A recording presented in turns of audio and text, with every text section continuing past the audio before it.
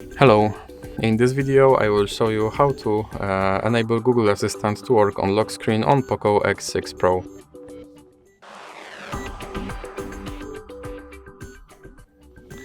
So you have to start with opening your Google application and then click on your avatar and go to settings, and now click on Google Assistant and then click on Hey Google and Voice Match option and click here to enable Hey Google, and then click on Voice Model and click on Retrain Voice Model.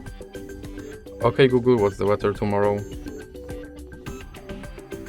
OK Google, set a timer for 5 minutes. Hey Google, make a call. Hey Google, remind me to water my plants every Monday.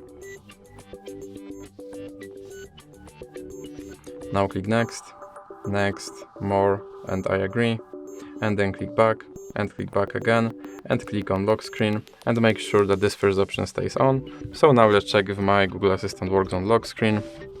OK Google. And as you can see, my assistant works on lock screen. So that's it for this video. If you liked it, please remember to leave a like and subscribe.